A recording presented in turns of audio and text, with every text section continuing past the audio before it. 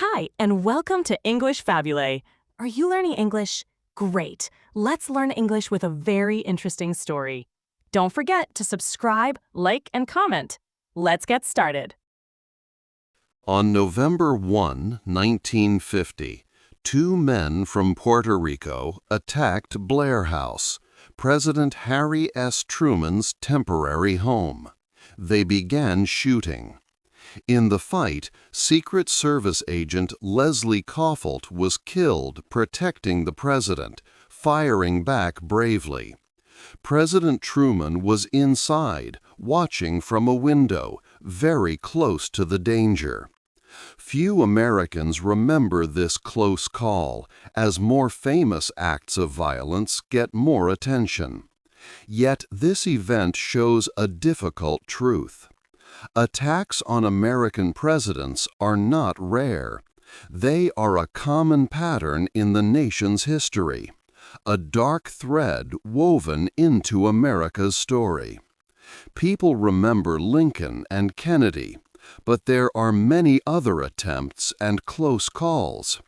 These events show something deeper than just individual bad people or single acts of violence. They are like a measure of America's health, its society, its politics, and the state of people's minds at different times. They come from the nature of American democracy, including its openness, its leaders' accessibility, how people become famous, and its cycles of political fighting. To understand why presidents have been attacked so often, we must understand something important and troubling about America. This book will explore these attempts. It will look at the price of an open democracy, where leaders meet the public. We will see how mental health problems and political complaints often combine in attackers. We will examine how media and news can sometimes make attackers famous, potentially encouraging more violence. Finally, we will show how periods of strong political disagreement create conditions for violence to happen. From early history to modern times, these attacks trace how American democracy has changed, and they show us its darkest impulses. 2. The First Dangers. Chapter 2 tells about some of the first times American presidents faced danger. The first known attempt to kill a U.S. president happened in 1835. Andrew Jackson was president then. He was at a funeral in Washington, D.C. A man named Richard Lawrence tried to shoot him. Lawrence had two pistols, but both guns did not work. President Jackson, 67 years old, hit Lawrence with his walking stick. Others then helped hold Lawrence. Lawrence was an unemployed house painter with strange beliefs. He thought Jackson stopped him from being a king. He was found not guilty due to mental illness and lived in a hospital. This event was a big shock, showing that even presidents could be in danger. Before Abraham Lincoln became president in 1861, there was a plot to kill him. Detective Alan Pinkerton found out about it. The plan was to attack Lincoln in Baltimore as he traveled for his inauguration. Pinkerton told Lincoln to change his route. Lincoln went to Washington secretly by night train. He wore a disguise, like a soft cap and a shawl. This helped him avoid the danger in Baltimore before he even started his term. Sadly, President Lincoln was later killed. This happened on April 14, 1865. He was watching a play at Ford's Theater. An actor named John Wilkes Booth shot President Lincoln in the back of the head. Booth then jumped onto the stage, shouting words meaning, "Thus always to tyrants." Lincoln died the next morning. Booth also planned to kill the vice president and the Secretary of State, but they survived. Booth was a strong supporter of the South during the Civil War. He hated President Lincoln, believing Lincoln was a tyrant who had destroyed the South and ended slavery. Booth's attack was a clear political act. He wanted to weaken the U.S. government and help the South. Soldiers found Booth 12 days later, and he was killed. 4 of his helpers were also punished. Lincoln's death was the first time an American president was killed while in office. It was a very sad and important moment for the United States. 3. Angry Men, New Guns. Chapter 3 talks about 2 more presidents who were attacked. These attacks showed new dangers. On July 2, 1881, President James A. Garfield was at a train station in Washington. A man named Charles Guiteau shot him. Guiteau was a lawyer who was mentally ill. He believed he should get a government job because he had supported Garfield's election. Guiteau felt he deserved a high position. When he did not get it, he became very angry. President Garfield did not die right away. He was badly hurt and suffered for 79 days. Sadly, he died from infections caused by the shooting. Guiteau was caught. He did not feel sorry for what he had done. He was later hanged in 1882. This event showed how personal feelings of anger and a sense of entitlement could lead to violence against a president. About 20 years later, another president was killed. This time, it was because of a new kind of political idea called anarchism. Anarchists believed there should be no government. On September 6, 1901, President William McKinley was at a public event.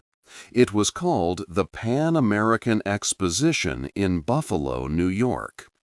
Many people wanted to meet him. A man named Leon Czolgosz came forward in the line. He was a factory worker who believed in anarchist ideas. Czolgosz fired 2 shots at President McKinley from very close. He said he did it because he thought one person should not have so much power and privilege while others had none. President McKinley died 8 days later from his injuries. Czolgosz was quickly tried, found guilty, and executed by electric chair. His body was even destroyed with acid. McKinley's death changed how presidents were protected. Before this, Secret Service agents were sometimes present, but they were not in full charge of the president's safety all the time. After McKinley's assassination, the government decided that this had to change. Congress gave the Secret Service the power to protect presidents permanently. This decision created the system we see today, where the Secret Service always guards the President of the United States. This new security was a direct result of the dangers seen in these attacks. 4. Danger in modern times. The 20th century brought new dangers to American presidents. In 1933, Franklin D. Roosevelt was president-elect. While speaking in Miami's Bayfront Park, a bricklayer named Giuseppe Zangara fired 5 shots at him. Zangara, an Italian immigrant, blamed his suffering on wealthy people. President-elect Roosevelt was unharmed, perhaps because a woman nearby grabbed Zangara's arm. However, Chicago Mayor Anton Chermak, standing with Roosevelt, was hit and later died from his wounds. Zangara showed no sadness and was executed quickly. This attack showed personal rage against the system, not just a political fight. 17 years later, in 1950, President Harry S. Truman faced danger at Blair House, his temporary residence. 2 Puerto Rican nationalists, Oscar Collazo and Griselio Torresola, attacked the house. They wanted to draw attention to Puerto Rican independence. A gunfight happened. Secret Service agent Leslie Koffelt was killed protecting the president, but he also fatally shot one attacker, Griselio Torresola. President Truman was upstairs, very close to the shooting. Collazo survived and was sent to prison. This event made Congress ensure the Secret Service would always protect the president and vice president. The nation was deeply shaken again in 1963. On November 22nd, President John F. Kennedy was visiting Dallas, Texas. As his car drove through Dealey Plaza, Lee Harvey Oswald shot him from a nearby building. President Kennedy was hit and died quickly at a hospital. 2 days later, Oswald himself was shot and killed on live television by Jack Ruby. This created many questions and conspiracy theories for years. Kennedy's assassination was a defining and very sad moment for America, happening during a time of big social changes and problems in the country. Kennedy's death left a strong and lasting mark on America. Many felt the violence showed the country was in trouble. Before this, presidents were often easy to see and talk to. But after Kennedy's death, presidential security changed forever. Protection rules were made much stronger. The Secret Service began to guard not just presidents, but also important candidates for president. These new security steps made presidents safer. However, they also made presidents seem further away from ordinary people. This was a difficult but needed change for keeping leaders safe. 5. The Hunt for Fame. The 1970s brought new and strange dangers for presidents. In September 1975, President Gerald Ford faced 2 attempts on his life. Both happened within just 17 days, and both were carried out by women. These incidents were unusual and showed changing times in America. The first attempt was on September 5th in Sacramento, California. A woman named Lynette Squeaky Frum aimed a loaded gun at President Ford. Frum was a follower of a cult leader. She wore a red robe and wanted to talk to Ford about pollution. Luckily, she did not put a bullet in the gun's chamber, so it could not fire. Secret Service agents quickly stopped her before she could shoot. 17 days later, on September 22nd, President Ford was in San Francisco. Another woman, Sarah Jane Moore, fired a gun at him. Moore was a former FBI informant with radical political ideas. Her shot missed Ford by only a few inches because a person nearby grabbed her arm at the last moment. Moore later said she hoped to start a leftist revolution. These attacks reflected the confused and angry feelings in America after big events like Watergate and the Vietnam War. The 1981 attempt on President Ronald Reagan showed another new reason for such violence. On March 30th, John Hinckley Jr. shot President Reagan outside a hotel in Washington, D.C. Hinckley fired 6 shots, wounding Reagan, his press secretary James Brady, a Secret Service agent, and a police officer. Hinckley's reason for the attack was very unusual. He was obsessed with an actress named Jodie Foster after watching her in a movie. He wanted to impress her and gain her attention.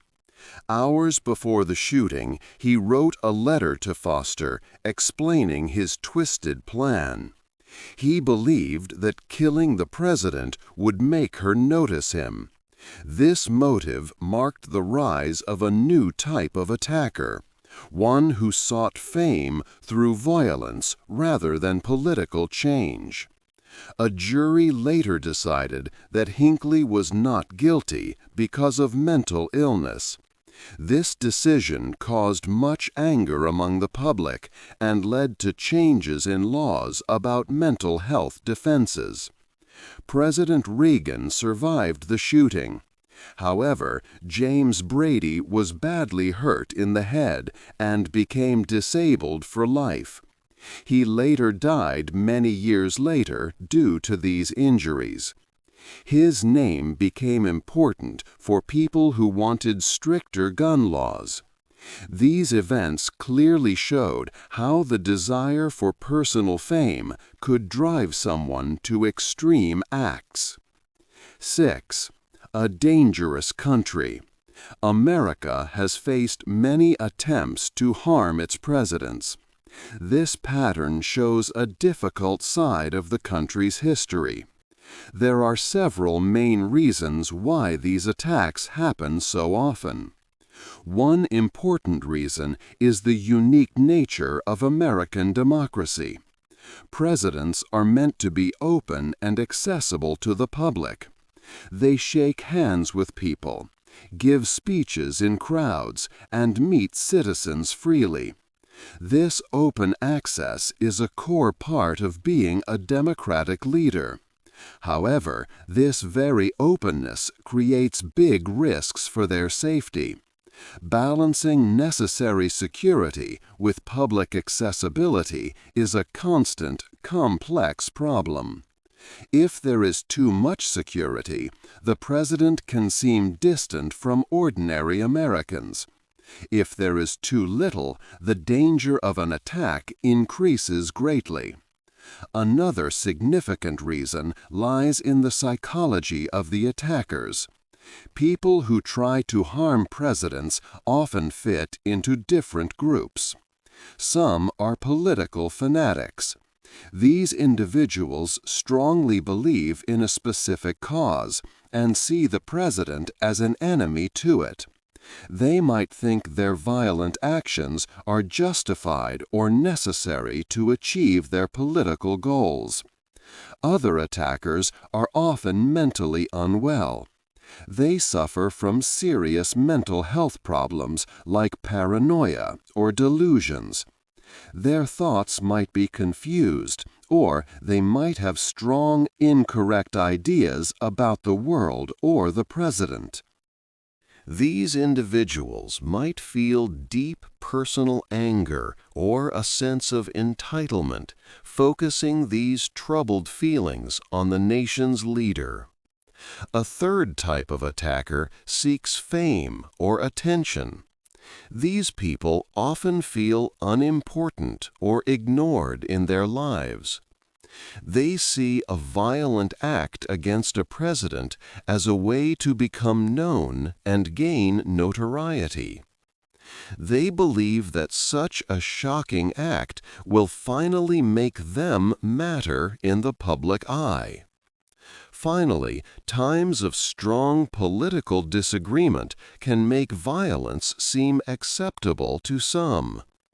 When the nation is very divided, these tensions can sometimes lead to dangerous acts against leaders. Understanding these reasons helps us see why protecting presidents in America is such a complex and ongoing challenge. 7. Media, hate, and security. Media plays a big part in how people see violence against leaders. Sometimes news and popular culture can make attackers famous. This can even make other people want to attack someone important to get attention. For example, John Hinckley Jr. shot President Ronald Reagan because he wanted to impress an actress.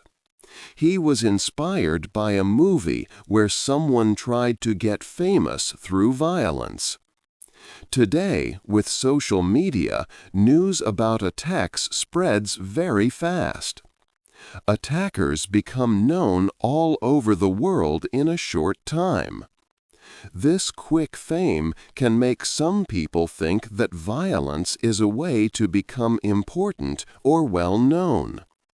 Like the person who shot at President Donald Trump in 2024, their name and picture were shared quickly. This shows how fame can become linked to violence. Another important point is how political disagreement leads to more attacks. When people in a country have very strong and opposing political ideas, violence often rises. If one group sees another group or their leaders as very bad or dangerous, some people might believe that violence is the right thing to do. History shows this link. For instance, the time of the Civil War brought the killing of President Lincoln.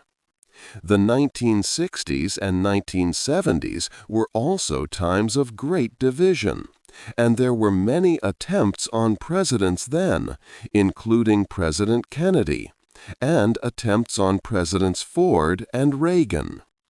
Today, political attacks are still happening more often. Threats against government officials and judges are growing. When leaders use very strong and angry words, it can make things worse. However, there is also a hidden story. The Secret Service works very hard to protect presidents. They stop many plans to harm leaders before anything happens. We usually do not hear about these stopped plots. For example, in 2025, the Secret Service stopped a big plot that could have harmed New York City. Their work includes finding information early and working with other police groups. This has prevented many sad events. After President McKinley was killed, Congress said the Secret Service must always protect the president. After President Kennedy's death, security rules became much stronger. More recently, after the 2024 shooting at a rally for President Donald Trump, new security tools were added. This included special drones and better ways to watch from the air. This constant work helps keep leaders safe, but it is a difficult balance between safety and allowing presidents to meet people. 8. The Story Today. This book has looked at a challenging part of American history. Attempts to kill presidents are a sad, repeating pattern. They show us a darker side of the nation and its people. These acts of violence are not just random events. They reveal important things about America's social health, its politics, and the minds of some people at different times. They are like a mirror, showing the country's problems and divisions throughout its history. Today, these threats continue to be a concern. The United States still faces times of great political disagreement, much like in the past. People sometimes feel very angry about political issues. Social media has made this situation even more complex and dangerous. News and opinions spread incredibly fast online. This can make small disagreements grow much larger. Sometimes social media can even make people who commit violent acts famous. This might wrongly encourage others who seek attention through harm. Online groups can become like echo chambers, where people only hear one view. This can make their ideas more extreme. For example, after the 2024 attempt on President Donald Trump, many different theories and stories quickly appeared on social media. This showed how easily false information and strong opinions can spread today, adding to the nation's divisions. This constant danger to the president is truly a shadow over American democracy itself. It tells us that self-rule is not always easy or strong. For democracy to work well, people need to show respect for each other, even when they have very different ideas. When people stop seeing each other as fellow citizens and start seeing them as enemies, the path to violence opens. The book reminds us that this shadow has always been a part of America's story. It makes us ask if the nation can learn from these past events. Can Americans find a way to step into a future where strong differences do not lead to violence and hate? What changes do you think are most important for America to make to reduce political violence? Hey there! Just a second before you go. If you learned something new today, please give this video a like, write your thoughts in the comments, and subscribe to the channel. It only takes a second, and it really, really helps to create even better English videos for you. Your support means the world. Thank you.